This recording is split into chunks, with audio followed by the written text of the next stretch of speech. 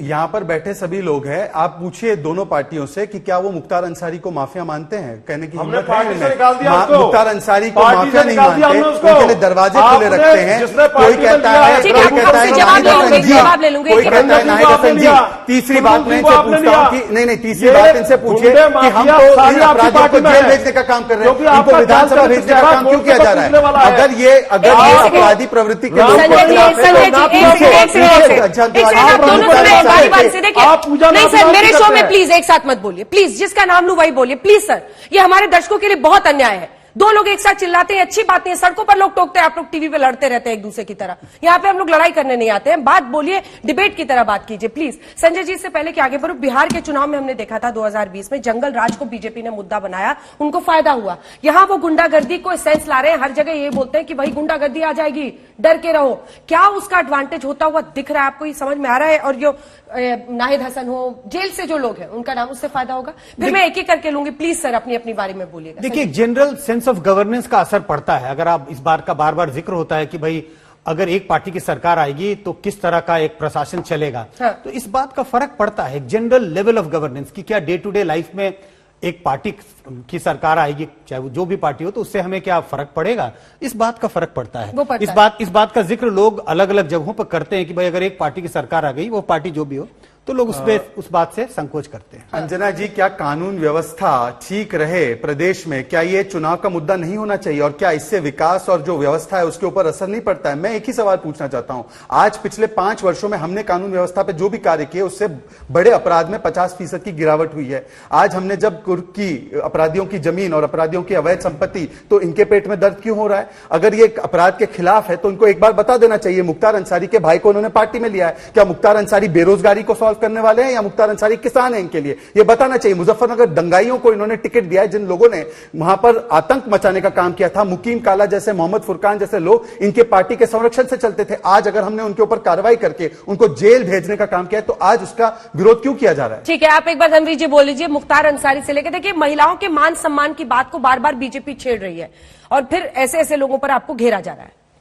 अंजना जी, मैं जरा दो लाइनें पढ़ूंगा। हाँ। जब गंगा जी में लाशें तैर रही थी, हाँ। तो एक लाश ने कोए से कहा, कागज सब तन खाइयो, चुन चुन खाइयो मांस, दोनों नैना मत खाइयो, इन्हें अच्छे दिन की आस।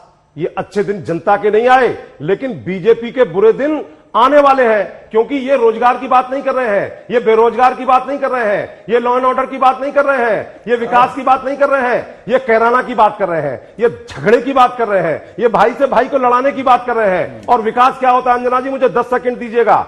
अगर नोएडा से आगरा तक का एक्सप्रेस वे नहीं बना होता, तो आगरा से लखनऊ तक का भी एक्सप्रेस वे नहीं बना होता। हमने जब 17 में प्रचंड बहुमत था बीजेपी का, उस समय मेयर की सीट मेरठ की नगर निगम की बीएसपी ने जीती थी, और भारत का पहला मेयर मुसलमान अलीगढ़ में बीएसपी ने बनाने का काम किया था। लॉ एंड ऑर्डर क्या होता है, ये बहन जी की सरकार से इनको सीखना चाहिए। विकास क्या होता है, ये जो विकास का मॉडल आज उत्तर प्रदेश में जो नोएडा है, जहां से मैं डिबेट कर रहा हूं अंजना जी, ये सिर का ताज है। बहन जी ने फार्मूला 1 रेस दी, यहां पर बहन जी ने गौतम बुद्ध विश्वविद्यालय, इंटरनेशनल विश्वविद्यालय दिया।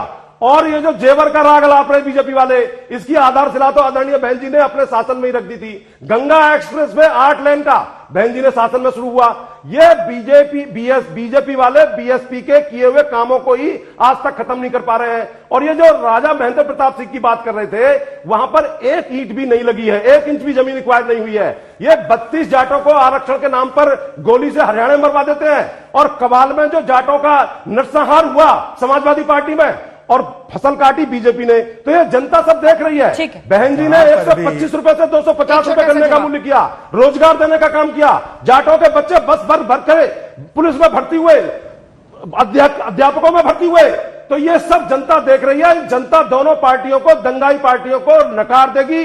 बहुजन समाज पार्टी की स्पष्ट बहुमत की है। सरकार बनेगी। ठीक है। ठीक है। अंजना कह जी, रहे हैं कि दोनों 10 का काम फीता काटने आप लोग पहुंच जा रहे ठीक हैं। है, ये तो आरोप लगा सकते हैं, तो कह सकते हैं ताजमहल और कुतुब मीनार का भी फीता और काम इन्होंने ही किया, परंतु सवाल इनसे यह है, चलिए एक आंकड़ा उठा लेते हैं, गन्ना किसानों का कितना भुगतान आपने किया? बीएसपी अपने समय का बता 11,000 करोड़ दे, समाजवादी रुपया अपने समय का बता दे, हमने 1,51,000 तीनों का करोड़ आंकड़ा का सुन किया। लेते हैं, एक- एक सेकंड, एक बता दीजिए, एक बता और दीजिए। 5 रुपए चलिए ये नहीं बताएंगे, आपके समय में, आप दोनों के समय पे 31 एक एक करके इन दोनों के समय पर 31 चीनी मिलें बंद हुई। इन्होंने 10 साल में 15 साल में मिलकर 2 एक्सप्रेसवे बनाए जिसकी कुल लेंथ 467 किलोमीटर थी। हम 1300 किलोमीटर के एक्सप्रेसवे बना रहे, 10 मेडिकल कॉलेज गृहमंत्री से जब मेडिकल कॉलेज गृहमंत्री से जब आज सवाल ये है, धर्मवीर जी अडानी प्लीज अंबानी सर, को आगे करके अब देखिए अडानी अंबानी गृहमंत्री क्या से जब जाट नेता मिलने गए थे तो खुद हमें प्रवेश वर्मा जी ने बताया था कि वहां पर गन्ने के भुगतान का मुद्दा उन्होंने उठाया गृहमंत्री के सामने। बिल्कुल, तो आपके लिए ना 53 सीटों को बचाना है तो एक दो चीनी मिले जिसका नहीं है उसको भी हमने व्यवस्था करके उनको अरे कहा है कि समय से भुगतान होना चाहिए, परंतु ठीक है, घनश्याम जी बोले, एक धर्मवीर सेकंड, जी। अंजना जी मैं आपसे एक सवाल पूछता हूँ, क्या कोरोना काल में चीनी मिले चली और क्या इनके समय पर 31 चीनी मिले बंद हुई? हाँ या ना? इन्होंने तो जिन्ना के सामने नतमस्तक होने का काम किया। एक सेकंड रुक जाइए, राजा महंगा प्लीज सर, एक्सक्यूज मंत्रिमंडल है ये। मी सर, प्लीज देखिए, ऐसा लगातार है। मत बोलिए सर, प्लीज।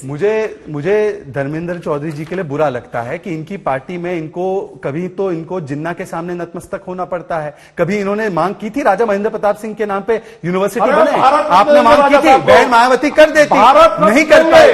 और दूसरे इनके व्यक्ति हैं समाजवादी पार्टी के, व्यक्ति से पूछिए, बाकी सब तो छोड़ दीजिए, बाकी सब तो छोड़ दीजिए। अजीत सिंह जी खुद कह रहे हैं कि मुलायम सिंह यादव ये बेटियों को मट्टी का तेल छिड़क के आग लगा देते हैं। Excuse me sir, please. ऐसा है समाजवादी पार्टी के अंजना जी, आप मुझे खुद समाजवादी पार्टी, ये बीजेपी को तो मैं ही बंद कर सकता हूं और ये दलित समाज के लोग, ये सब चिल्लाने का समाज ये के शो ही लोग नहीं है इनको सर, बंद करेंगे, ये चीखने इनके का नहीं है, मुंह को बंद करेंगे, तर्क में वोट दम की ताकत रहेगा से तो करेंगे। चीखने की जरूरत नहीं पड़ेगी सर, तर्क में दम रखिए प्लीज। देखिए ऐसा जल्दी से है, बात पूरी कीजिए, मैं इनकी परेशानी समझ सकता हूं। बहन मायावती जी तो चुनाव भी नहीं लड़ पा रही है, उनको तो इतना भी भरोसा नहीं कि खुद की सीट निकल पाए, तो इसलिए वो चुनाव भी नहीं लड़ पा रही है। यहां पे चीखने के अलावा इनका कोई काम नहीं है।